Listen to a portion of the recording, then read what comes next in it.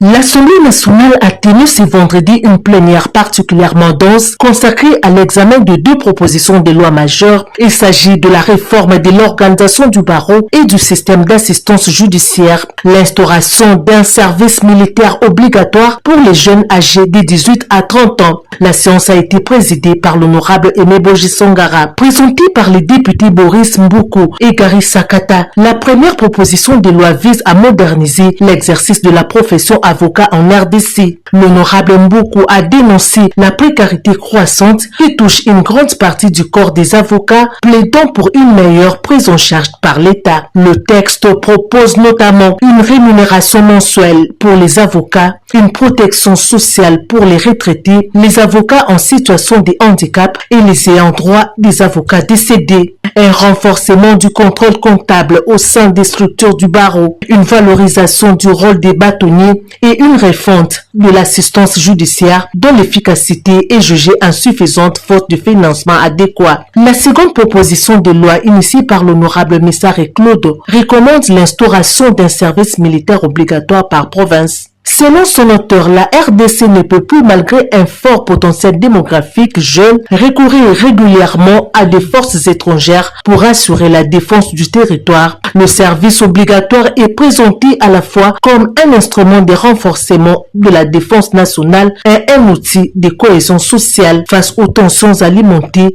par les tribalismes, les régionalismes et les discours de haine. Cependant, plusieurs réserves ont été émises. Le débat a également abordé la dégradation persistante de la situation sécuritaire dans l'est du pays. Mesdames et messieurs de la presse, nous avons analysé aujourd'hui deux propositions de loi de nos collègues.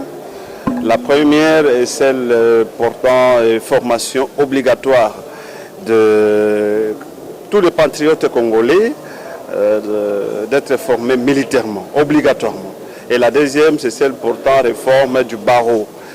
Et pour la première loi, celle de la formation obligatoire de la formation militaire, nous, en tant qu'élus, personnellement, je m'inscris en faux parce que être formé militairement, ça doit être d'abord un problème personnel, le consentement de l'individu, etc.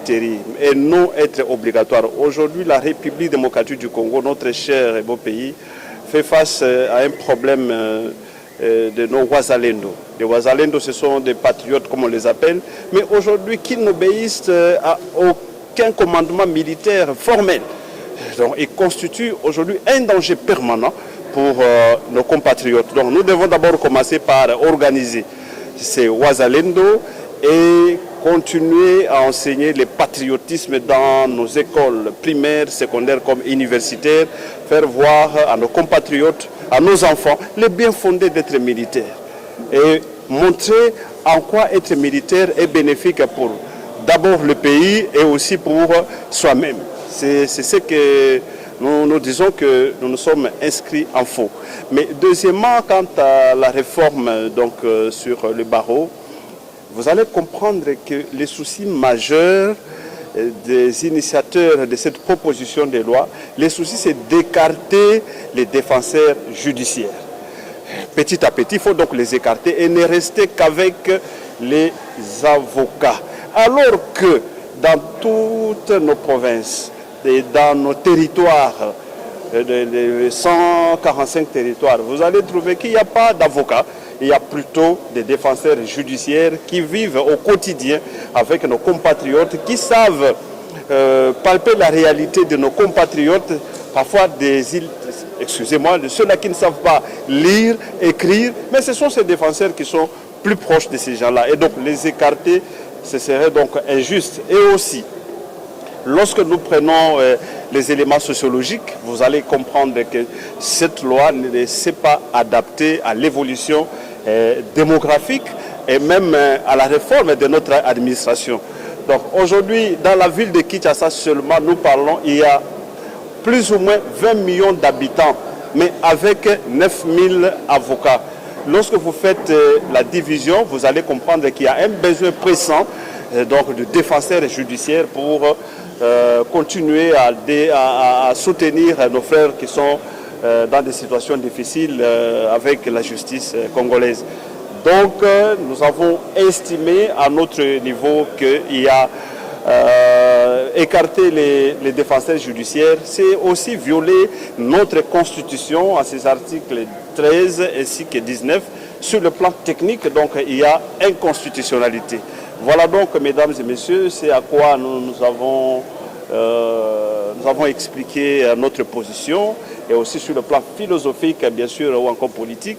Il y a violation pure et simple, et donc il y a une justice discriminatoire de cette catégorie donc, de défenseurs judiciaires, parce que et les défenseurs judiciaires et les avocats, il n'y a pas de différence, ils font le même travail. Mais déjà dès le départ, les défenseurs judiciaires ne s'arrêtent qu'au tribunal de grande instance ainsi qu'au tribunal de paix. Alors, déjà il y a cette discrimination. Alors ces gens-là qui ne sont pas payés par l'État, qui font le bénévolat, aujourd'hui ils ont des familles, les écarter, c'est sacrifier tous ces gens-là. Nous nous sommes inscrits encore en faux lorsque celui qui a proposé dit qu'il faut rémunérer, payer les avocats. Mais non, lorsque une loi propose une charge, cette même loi doit encore proposer les sources de revenus, des recettes pour prendre en charge ces avocats-là. Et donc, nous nous inscrivons en faux, nous allons continuer ce travail en commission pour apporter notre expertise, nos éléments, pour que cela ne puisse pas passer, pour ne pas préjudicer les uns et les autres. Voilà.